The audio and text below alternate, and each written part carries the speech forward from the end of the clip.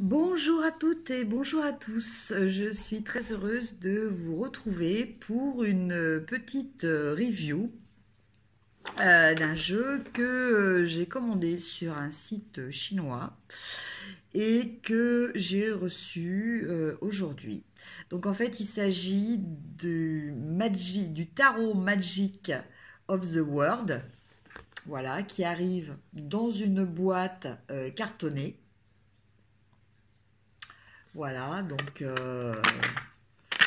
voilà, une boîte comme on retrouve dans les éditions,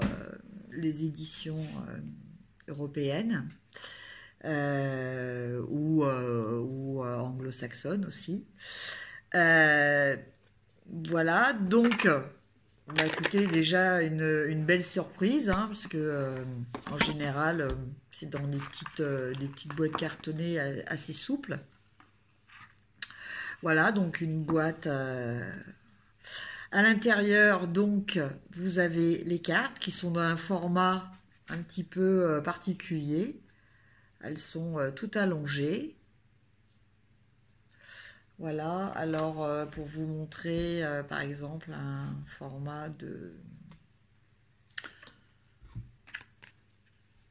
tarot, vous voyez, elles sont plus petites et elles sont beaucoup plus étroites. Voilà. La qualité par contre des cartes est voilà, c'est du papier quoi, du papier cartonné. C'est très très très médiocre. Le dos est pas terrible non plus au niveau graphisme. Donc en fait vous avez une petite bande en anglais. The future of destiny. Destiny is your hands.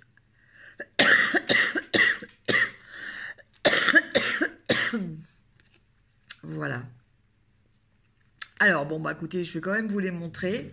Donc, je les ai triées parce qu'elles n'étaient pas triées. Donc, elles sont dans une boîte cartonnée. Vous avez deux cartes en plus. Voilà.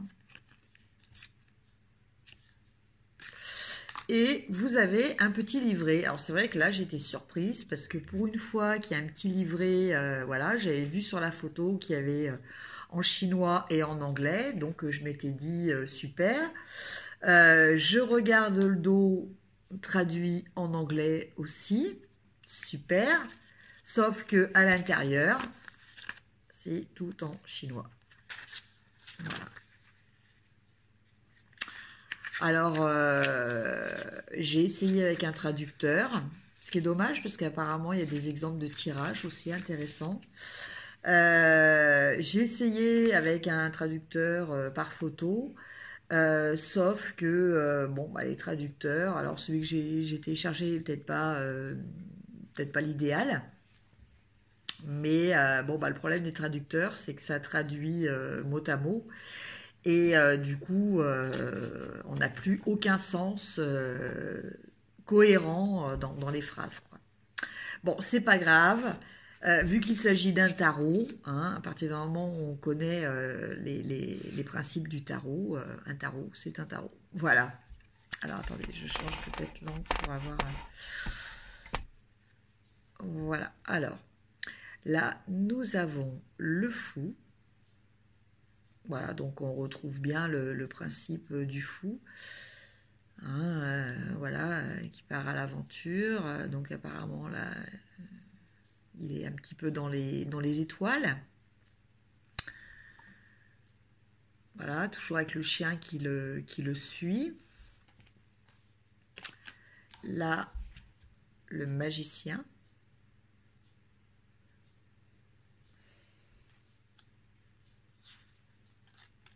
La papesse avec son livre.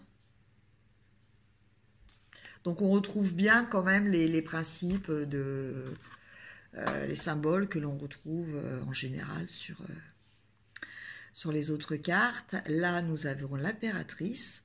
Donc, je trouve quand même que les graphismes sont jolis, quoi. C'est bon, c'est sûr, c'est un univers asiatique, hein, il faut aimer. Moi, en tout cas, j'aime beaucoup. Voilà, je déplore juste un petit peu la qualité et puis qu'il n'y ait pas une traduction, au moins en anglais, quoi. Voilà. Après, pour ce qui est de la qualité, bon, peut-être envisager à les plastifier. Ça peut être une option.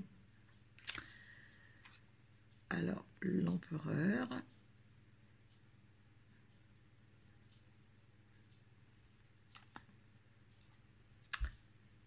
Le hiérophante ou le pape.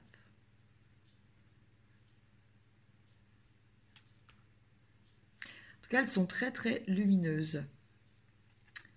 Les amoureux.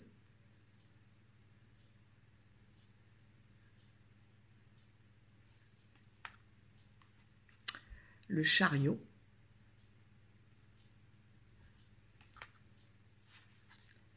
La force.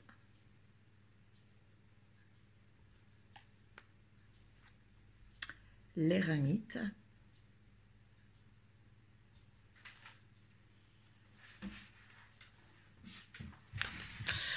Je me retourne un petit peu. Là, nous avons la roue. Ouais, en fait, il ne faut pas que je me mette trop près, sinon ça fait un reflet.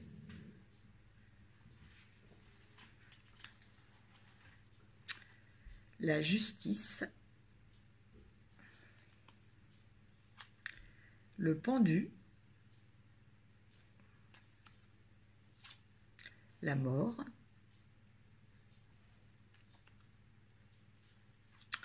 La tempérance.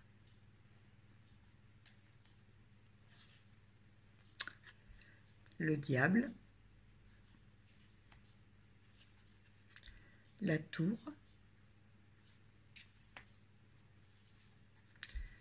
L'étoile. La lune. Le soleil.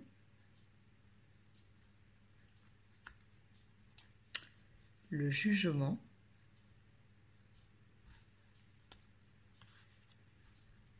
Et le monde. Donc voilà déjà pour les arcanes majeurs. Maintenant, on va regarder les arcanes mineurs. Donc, nous avons les bâtons, les coupes et les épées, hein, donc représentés aussi de façon très originale. Donc là, nous avons l'as de bâton.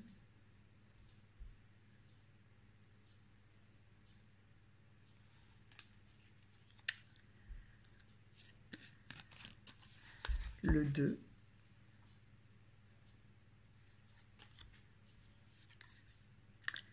Le 3.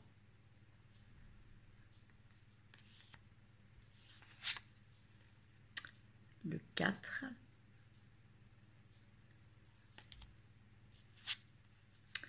Le 5 de bâton.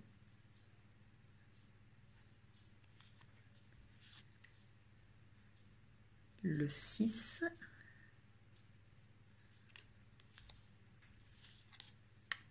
Le 7.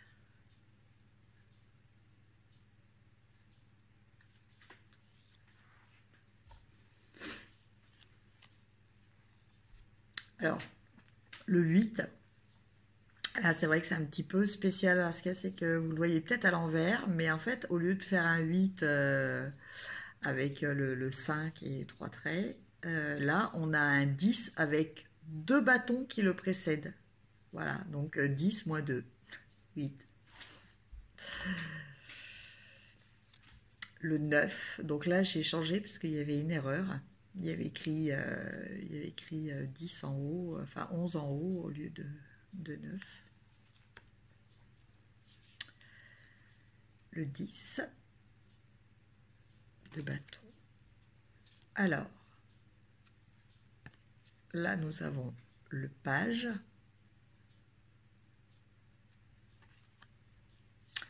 le cavalier de bâton, la reine de bâton, et enfin le roi de bâton. Donc là, nous sommes un petit peu avec des personnages un peu sorte d'elfes. Vous voyez, dans la reine et le roi. Voilà. Alors, après, les coupes.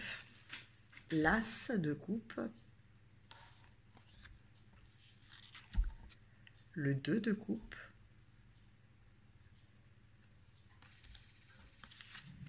Le 3.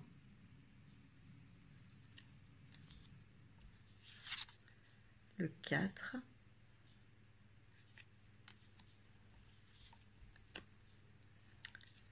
Le 5 de coupe. Donc là, nous sommes plutôt dans un univers de sirène un petit peu. Le 6 de coupe. Le 7 de coupe.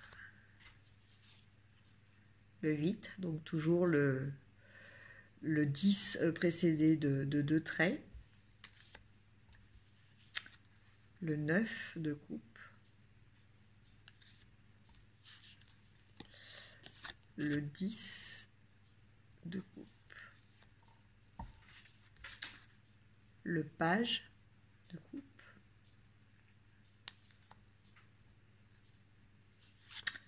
Le cavalier de coupe.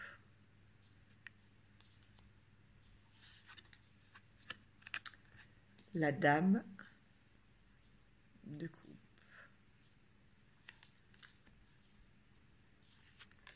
Et avec son trident, le roi de coupe.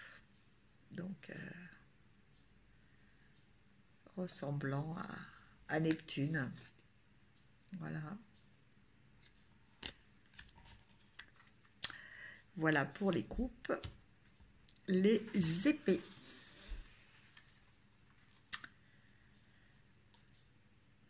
L'as d'épée. Oui, elles sont quand même très très jolies hein, au niveau graphisme.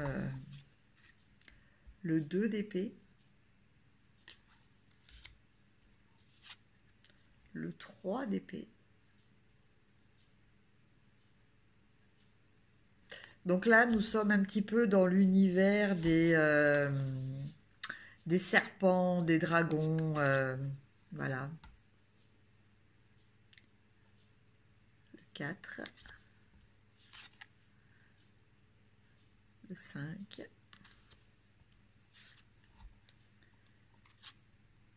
Le 6. Le 7. C'est un univers très, voilà, très fantastique. Le 8. Le 9.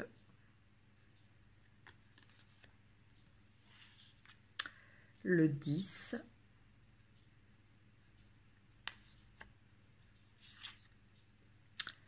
Le page.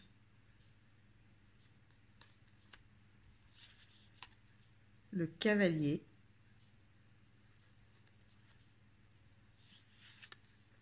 La reine d'épée. Et là, on sent bien la détermination de la reine d'épée.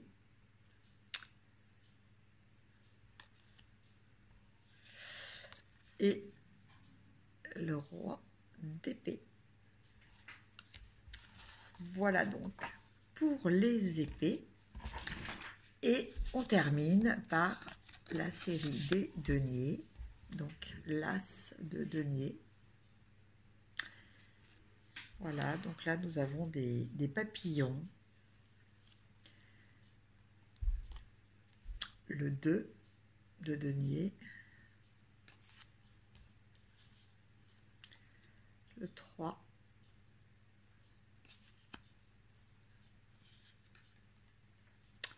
Le 4. le 5,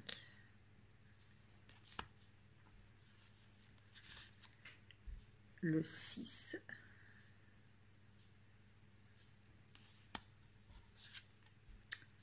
le 7,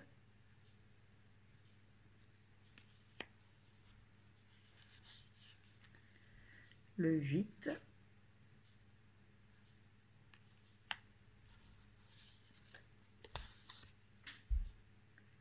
le 9 de denier,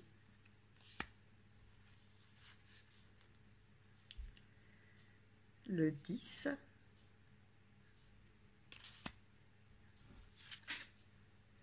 le page. Donc, vous voyez, dans, dans les cartes de cours, en fait, les pages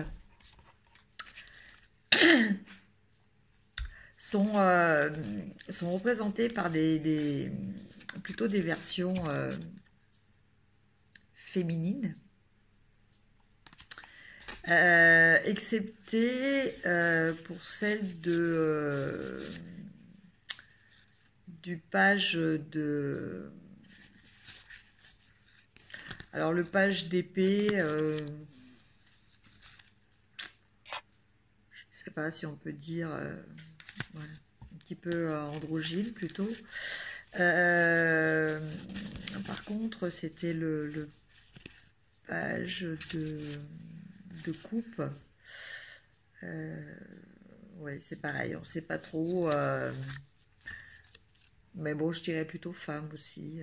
Bon, c'est vrai qu'elle a quand même des gros muscles, un gros bras, mais... Alors, excusez-moi, là, c'est le cavalier. Donc, c'était pas ça. C'était... là, oui, c'était une femme. C'était une femme, le page aussi. Voilà. Le cavalier. La reine. Et pour finir, le roi de denier. Voilà. Alors, bah écoutez, je vais utiliser ce nouveau jeu. Je vais mélanger les cartes. Alors, on va procéder comme ça maintenant, à chaque fois qu'il y a une petite review de jeu. Pendant que je bats les cartes, je vous laisse réfléchir à une question. Voilà, donc dans le domaine qui vous intéresse. Voilà, donc toujours formuler votre question de la façon la plus claire possible.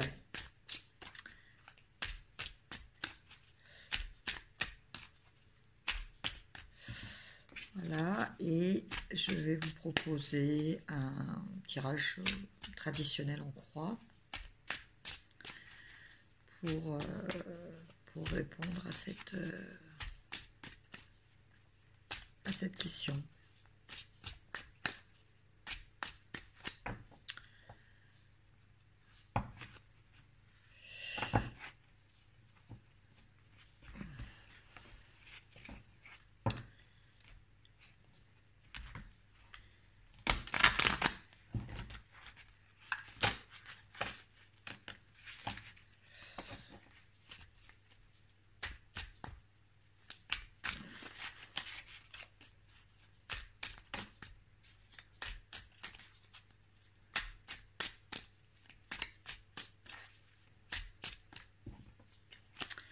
Voilà, alors, donc j'espère que vous avez trouvé la question que vous souhaitez, pour laquelle vous souhaitez une réponse. Si ce n'est pas le cas, vous pouvez toujours faire pause et reprendre la vidéo quand vous le sentirez. Alors, première carte, deuxième carte, troisième carte, quatrième et cinquième carte. Voilà. Alors,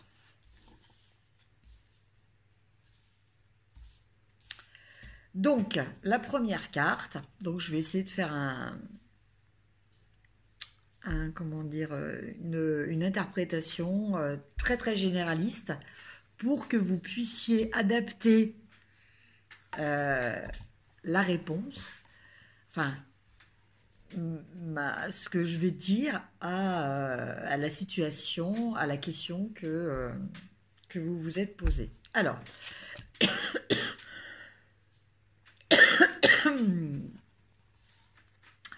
à la première carte, donc la première carte du jeu, du tirage en croix, en fait, elle parle de la situation actuelle. Donc, bah là, il y a une prise de décision. Voilà, il y a quelque chose, qui,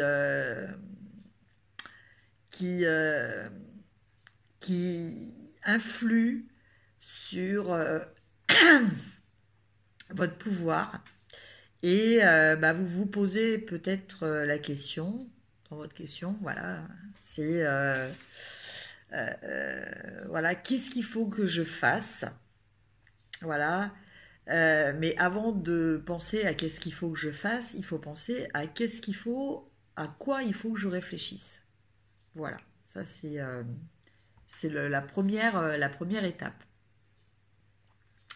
Donc, bon, voilà la situation qui est posée avec ce roi d'épée. La deuxième carte va nous parler des choses qui sont peut-être des barrières, des freins, des obstacles. Alors, en obstacle, nous avons le chariot. Donc le chariot, en général, il nous parle de tout ce qui est action, de tout ce qui va à relativement vite, de détermination, de contrôle. Voilà, donc c'est peut-être toutes ces choses-là qui vous manquent. C'est-à-dire que bah, peut-être que dans la situation dans laquelle vous êtes, ce qui fait défaut, c'est le manque de contrôle. Ce qui vous gêne, c'est ce manque de contrôle. C'est peut-être aussi que les choses vont vite et que bah, vous n'avez peut-être pas le temps de prendre assez de recul pour réfléchir à la situation. Voilà. Voilà ce que peut nous dire ce chariot. Voilà, il y a peut-être...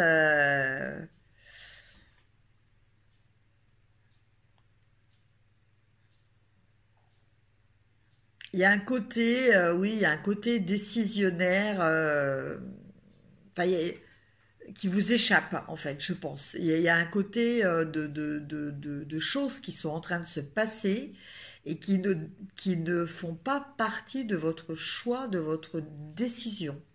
C'est des choses qui, pour l'instant, vous sont imposées. Donc ça, c'est un petit peu les obstacles. En votre faveur.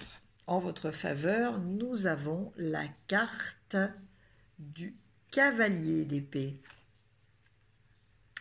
Alors en votre faveur, bah écoutez, même si le chariot vous bouscule un petit peu, en votre faveur, vous avez une capacité d'analyse et d'action liée à cette analyse, de réaction assez rapide et assez pertinente. Voilà, c'est ça que vous dit cette carte. C'est-à-dire que vous avez un potentiel qui vous permet non seulement d'agir, de réfléchir vite, de prendre des décisions et d'agir. Voilà. Donc, vous avez des atouts pour arriver à reprendre le contrôle. Et enfin, la toute dernière carte, nous avons le 3 de bâton. Donc, bah écoutez, le 3 de bâton nous parle de la conclusion. Et là, en l'occurrence, avec ce 3 de bâton, avec cette très jolie mariée, on nous parle de fête, on nous parle de préparer un événement agréable. Alors, d'un point de vue sentimental, effectivement, ça peut être un mariage hein, qui se prépare.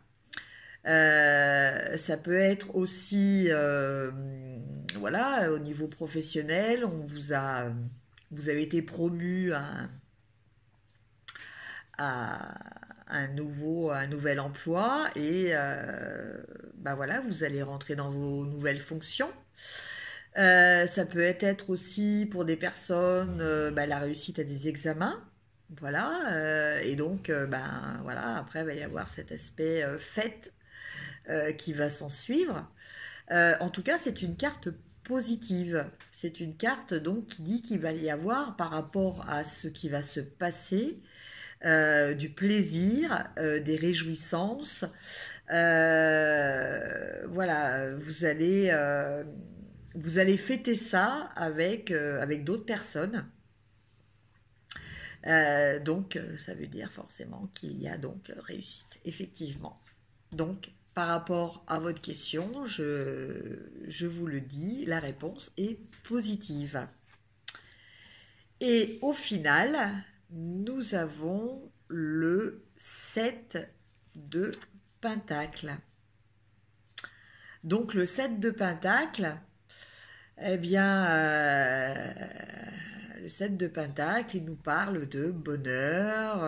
Le 7 de Pentacle, il nous parle d'apprécier ce que l'on a, d'être heureux de ce que l'on a fait, du résultat où on est arrivé, de ce qui nous est arrivé. Enfin voilà, on est dans la satisfaction. Voilà mes chers amis. Alors, bah écoutez, j'espère que cette petite review vous aura fait autant plaisir qu'à moi. Je vous remercie de m'avoir suivi. J'espère que la réponse vous a plu. En tout cas, elle est positive, hein, quelle que soit votre question. Sachez que bah, c'est quelque chose de positif, quelque chose de réjouissif.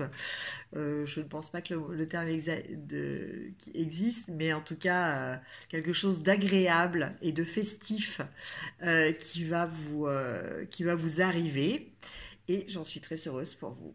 Je vous dis à très bientôt. Je vous remercie encore. Si vous avez aimé, likez.